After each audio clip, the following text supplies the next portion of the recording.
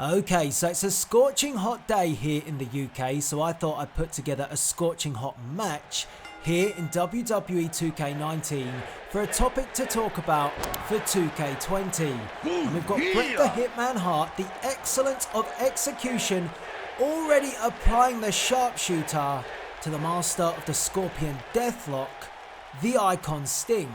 And Sting is very noteworthy for this topic because I want to talk about Facepaint in WWE 2K20. Now we're using the Wolfpack version of Sting, and it doesn't matter how many times Bret Hart punches Sting in the face, his face paint will not come off. It will not budge. And I think it possibly should, because we've got other superstars like Finn Balor, where over time, if you go to work on the face of Finn Balor, gradually, slowly but surely, his face paint begins to come away, which is very realistic because 9 times out of 10, when Finn Balor applies the demon face paint, by the end of the match, it's usually completely come off. And how many times over the years have we seen Sting and his face paint come away? Another superstar who has had issues with their face paint over the years, where their face paint hasn't come off, is Goldust. Now, if you cast your mind back to WWE 2K, I believe, 17, and I know some of you will be putting in the comment section where it doesn't matter about Goldust because Dustin Rhodes is AEW, yes, but this is a topic for the majority of superstars that have face paint in a WWE game. It's more the minority that actually have their face paint coming away. But we did have an option, I believe it was back in 17, in the Creation Suite, where we could actually lower the opacity of a superstar's face paint, which would make the superstar's face paint go away for good. And we actually did this for Sting, because he was going to be our general manager, I believe, for Universe mode. But we didn't want him, of course, to have the face paint, because in TNA, he had appeared without his face paint back in the day of Impact Wrestling when Sting was there. So we thought, what a great selection, and it was very different to have him without the face paint. And we did that. We lowered the opacity. It looked great. We put the shades on him. He looked very cool. But then 2K patched it. Now 2K patched this, and I would say I don't know why. Unless it's because someone like Sting, in terms of their intellectual property and their look, they don't want to be seen without their face paint, which I find hard to believe because although Sting does still paint up now for appearances, we've seen Sting so many times with the shades and without the paint. So, you know, we've seen Sting like that when he's cut promos and things like that. Main Event Mafia, remember that, although he has never appeared in the WWE without his face paint. It's almost been, you know, wherever Sting goes, he has to be painted up with his crow gimmick. But I do think it's a great shame because it does add another element to these characters. And the fact is, you're getting about 3 to 4 versions of Sting in a WWE game, and none of the paint comes off any of the superstars. None of them. And it should do, because general wear and tear is something I think that should be considered in a WWE game. It's also like, you know, where you could have impact injuries, which I've talked about on my channel before, where someone picks up an injury and then throughout that match that's going to trouble them throughout that match. They might hobble around the ring a little bit. They might keep on clutching their shoulder. Not that stupid shoulder twitch though. My God, that has got to go before WWE 2K19 is done and dusted and is out.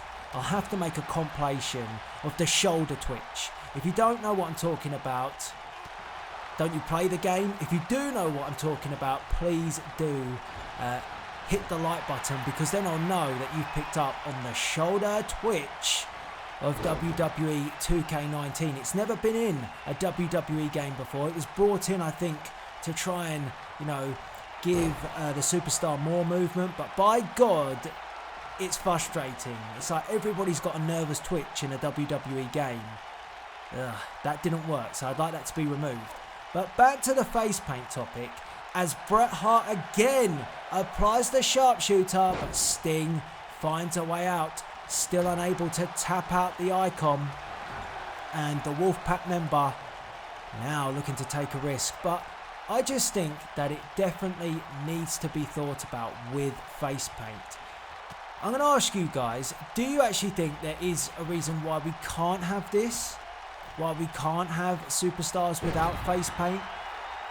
Maybe it is an issue to remove the Facepaint completely, but you know, I'd like to know why, or you know, the reason behind it. Again, it could be a question that I might ask if I get an opportunity to speak to any of the dev team, why something like that would be patched. I think it'd be an interesting thing to find out. But I actually think the general wear and tear part needs to happen for all superstars. Superstars that do find their paint coming away after they've been, you know, punched in the face numerous times, or you know, it's just, you know, it's realistic. And that's what WWE Games are going for with this simulation-based style game. So when it comes to Facepaint, it should work the same. And they've done it, like I said, for Finn Balor.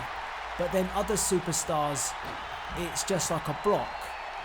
And what actually happened, just to touch on again, what happened when they patched it. When you actually lowered the opacity, it just kind of went clear originally. And I've actually got a video on my channel showing, I think, what it worked like before. I'll try and find it and link it in the description. And then what it was like after the patch. And with Sting, the Crow version of Sting, when you lowered the opacity after the patch, his face just kind of became all scaly, and you couldn't get the colour complexions to make anything work anymore. So his face just looked a bit like Leatherface from the Texas Chainsaw Massacre. It didn't work at all, as I think Brett went again for the sharpshooter, but Sting escaped, and Sting comes running. Oh, Stinger splash. And by the way, this is a scorching hot match because there were so many good moments in it, and so many times where I thought a certain superstar was going to win or pick up the victory, but they didn't. I'm actually playing as Sting in this one, but whatever the outcome, I was going to go with it. Scorpion Death Drop for the win. 1, 2. Oh, kick out by the Hitman. And I always regret Brett going to WCW. Not because he shouldn't have gone, well maybe he shouldn't, but you know, him going there, he should have been utilised much better. It's always such a great shame to think back on how poorly he was utilised when he did go to WCW. As Sting waits, he waits. Oh, that was too far. But what do you think about this Facepaint subject? Is there anything you'd like to see when it comes to the Facepaint of superstars? I'd also like to add or chuck another idea into the mix, which is, why can't we maybe have a Facepaint option to put Facepaint on superstars that don't have it? I mean, that just takes the creativity one step further, or at least something like a Facepaint template. So you could maybe put the Sting template on another superstar, because you kind of had cool options back in the day of superstar heads, where you could actually switch up the heads. So something like that would work. I'd actually think that'd be quite a fun aspect again, and it's bringing the fun back, which 2K have talked about in their mission statement. Another Stinger splash. Can Brett evade this? I'm not so sure, but I think again it brings that fun element back, but it also, oh, Brett with the reversal, it also has that realism, because like I said, it's never going to be possible that Sting is going to go through a grueling contest like this, like you're seeing right now here on Monday Nitro, and his Facepaint is going to stay perfectly intact, particularly not after that bulldog from Bret Hart. So I just want to see some work done on this area, and I think it was a great shame when they patched back in 2K17, because I honestly thought it wasn't really a glitch. I thought that 2K had allowed us to do this, which was fantastic, which was awesome. And then I gradually began to work out, no, they patched it, and then I started to think, should never have really made a video on it. And I think guys like 101 Gaming made videos on it as well, sort of saying, you know, you can remove the face paint, and then we go through this, and then unfortunately 2K take it away. So, you know, it's something to think about, and Sting has definitely ridden his luck because Bret Hart had the upper hand on the outside, but Sting back in this match. Uh-oh, tombstone, stealing a page. I never actually remember Sting doing a tombstone. Anybody? I mean, stealing a page from the Undertaker's book, but I don't remember that, but he's always had it, so maybe it's just me. I'm one of Sting's biggest fans, and I don't really remember him utilising that move much in WCW, but I do remember him using the Scorpion Death Drop, hooks the leg, 1, 2, 3, and Sting wins. And yeah, so I want to get your views and opinions on this. Like I say, it's so hot in the UK, and this match was hot too, and I think this subject is hot too. So get involved. Let me know what you think they should do with face paint. Would you like to see general wear and tear? And would you like to be able to remove it in WWE 2K20?